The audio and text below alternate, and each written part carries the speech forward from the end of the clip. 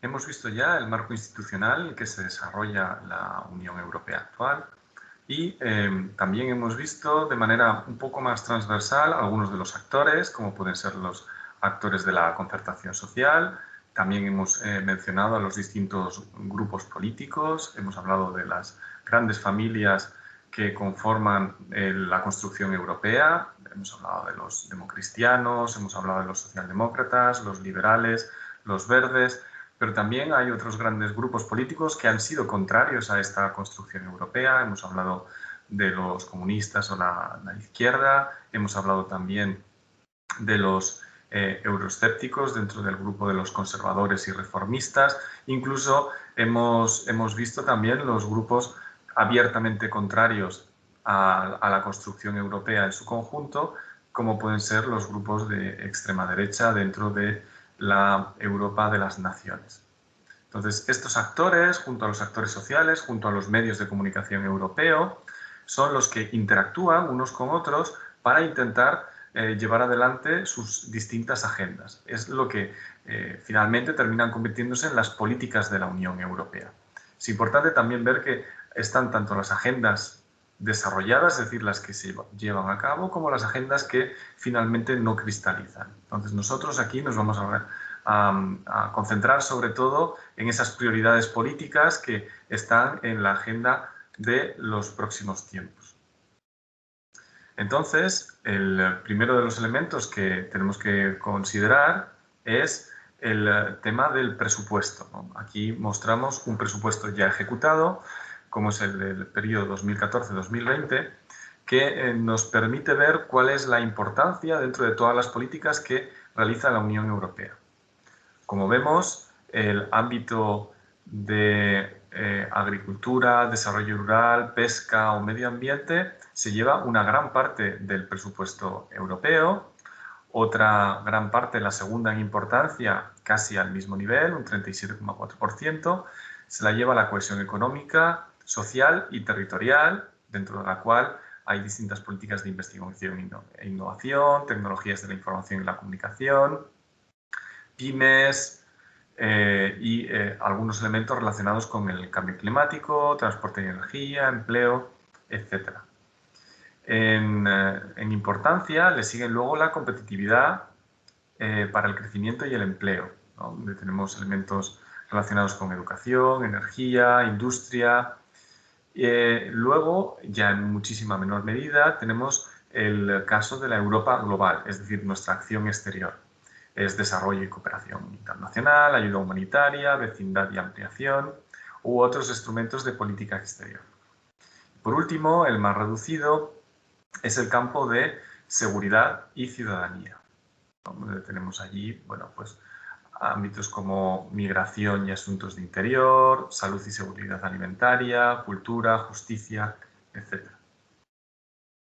Ahora bien, dentro de todas estas gastos que se han venido realizando, es importante explorar cuáles son las perspectivas para los próximos años para la Comisión Europea. El primero de ellos, que nos encontramos y que es más relevante, es el cambio climático, y para ello hay que tener en cuenta que la Unión Europea y sobre todo la Comisión actual de von der Leyen ha establecido un compromiso claro para intentar cumplir con los objetivos a los que se ha comprometido la Unión Europea a lo largo de las sucesivas cumbres internacionales.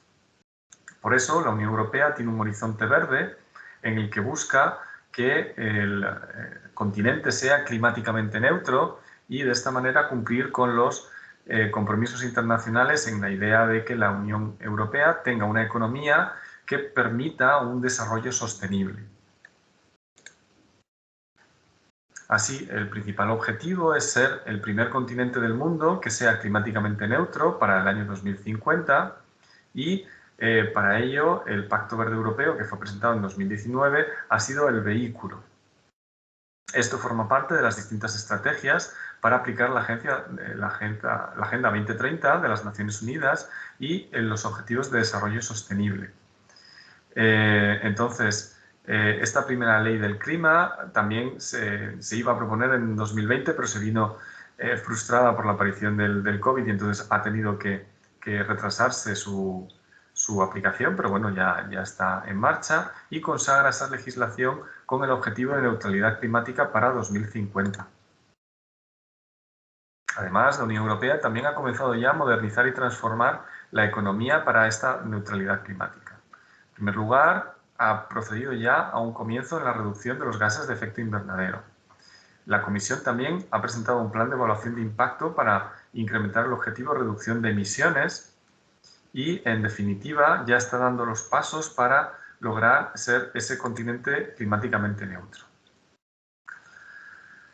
Entonces, como vemos, la prioridad de la Unión Europea está centrada en estas cuestiones de cambio climático, pero no hay que olvidar que ha habido otro tipo de elementos que están de plena actualidad y que, por supuesto, influyen en toda esta agenda, ¿no? Por un lado están las cuestiones de COVID, cómo ha cambiado por completo la pandemia del COVID-19, la aplicación de todas estas prioridades, que eran las prioridades iniciales de la Comisión, y ahora se han tenido que redirigir hacia otro tipo de cuestiones. Vemos cómo el ambiente tiene un efecto fundamental sobre los actores, y los actores al final tienen que reaccionar ante estas consideraciones. Y bueno, en nuestros días se puede ver cómo la invasión de Ucrania por parte de Rusia también tiene un impacto directo en el tipo de políticas que está haciendo la Unión Europea. Incluso está haciendo políticas que van en contra de sus intereses económicos, pero que sirven a un fin político, que es evitar que se propague la agresión de Rusia. Por tanto, dentro de nuestras consideraciones finales, me gustaría resumir algunas de las cuestiones que ya hemos contado. Hemos hablado del déficit democrático en la Unión Europea. Más que de déficit democrático, sería necesario hablar de un déficit de rendición de cuentas, que no deja de ser una manera de señalar un déficit democrático, pero no es lo mismo o no está en las mismas líneas de lo que se había hablado hasta la época. Siempre se ha conocido el déficit democrático como el que nosotros no elegimos de manera directa a los representantes nuestros en Bruselas. Y si bien es cierto que elegimos solo de manera directa al Parlamento Europeo y el que la Comisión lo hace de manera mediada, esto no deja de ser muy distinto del funcionamiento de una democracia consensual con un sistema político de tipo parlamentario, en el que la elección siempre es indirecta. Es cierto que el Spitzenkandidat pretendía limar estas cuestiones, pero por desgracia al final el Spitzenkandidat no ha sido respetado en la última ronda para la elección de la Comisión von der Leyen. Esto ha llevado a la Comisión von der Leyen a sacar una nueva iniciativa, que es esta conferencia sobre el futuro de Europa, que todavía está en marcha, que intenta un poco traer a los ciudadanos y hacer con eso que sean partícipes del proceso de decisión sobre las futuras propuestas que lanzará la Unión Europea. Por tanto, dentro de esta idea de concertación, vemos cómo la Unión Europea, no solo tal y como definía Liebhardt hace ya más de 20 años, tiene los rasgos de una democracia consensual, sino que además la Unión Europea prosigue dentro de esta vía. Así, si bien tiene unos problemas de rendición de cuentas que no hay que decir que son pocos, es decir, el hecho de que no haya una elección directa o una elección mucho más directa de lo que es el Ejecutivo, mina el carácter de rendición ante los ciudadanos que tiene la Comisión. Si bien esto es cierto, y estos problemas de rendición de cuentas no podemos minusvalorarlos o intentar hacer que sean menores, no es menos cierto también que este tipo de problemas se presentan también bastante habitualmente en todas las democracias de tipo consensual. Es decir, cuando tenemos a tantos actores que están poniéndose de acuerdo para la toma de una decisión, de manera que esa toma de decisión puede decirse que es consensuada entre los principales actores, es muy difícil establecer para el votante quién tiene la responsabilidad de haber llevado a cabo algo o de no haberlo llevado a cabo. De hecho, parte de la fractura más importante en la Unión Europea empieza a producirse entre aquellos que son favorables a la Unión Europea y aquellos que no lo son. Y es precisamente entre este balance, entre los dos bloques, en los cuales está un poco el juicio, la consideración de en qué medida la Unión Europea tiene perspectivas de futuro. En principio, las crisis, sobre todo las crisis económicas, pero también la crisis de tipo sanitario, han puesto los cimientos de la Unión Europea un poco en cuestión y lo han agitado. La salida del Reino Unido, por ejemplo, el Brexit, ha también puesto en cuestión si el proyecto de la Unión Europea tenía o no tenía viabilidad. A pesar de los peores augurios que decían que varios estados iban a abandonar la Unión Europea, este no ha sido el caso. A pesar de que parecía que de la crisis pandémica podíamos salir más divididos, tampoco parece que haya sido el caso.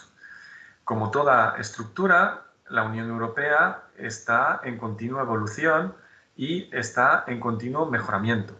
Y este proceso de mejora es lo que lleva a que la Unión Europea vaya dando pasos poco a poco, de una manera quizá a veces tambaleante, siempre a través de crisis, pero crisis de las que termina saliendo fortalecida.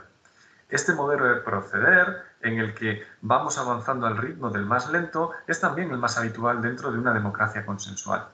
Es cierto que puede resultar un tanto frustrante para los ciudadanos, sobre todo aquellos que están a la vanguardia del europeísmo y de una causa incluso de corte federal europeo, pero no es menos cierto que este avance lento de la Unión Europea es también inexorable. Bien, habrá quizá algunos otros estados que puedan plantearse retirarse o no avanzar al mismo ritmo al que avanzan el resto de estados. Pero también es cierto que cada vez más, y puede que la crisis en Ucrania esté revelando esto, la Unión Europea es capaz de responder con mayor rapidez. Comparemos, por ejemplo, la respuesta que tuvimos ante la invasión de Crimea con la respuesta que ha habido ante la invasión de Ucrania, que en principio quizá pudiera haber parecido tibia, pero que después se mostró como mucho más resuelta a pesar de ir en contra de los propios intereses económicos de la Unión Europea. Por tanto, vemos cómo la Unión Europea cada vez reafirma más su actor como de peso en el ámbito internacional. Es un avance lento, quizá con muchos caveats, pero siempre dentro de esta línea de desarrollo progresivo. Por tanto, tenemos una Unión Europea que funciona como un sistema político, que es un sistema político plural, en el que no hay una mayoría dominante, hay varias familias políticas que tienen que ir consensuando de cara a llegar a acuerdos, pero que, en definitiva, proceden a este desarrollo en el que el ciudadano cada vez tiene una voz más importante. Esto no significa que el proceso está acabado, esto no significa que sea un sistema político con una rendición de cuentas todo lo deseable desde un punto de vista democrático, pero sí que cada vez más la Unión Europea va dando esos pasos que necesita para responder a las demandas de sus ciudadanos.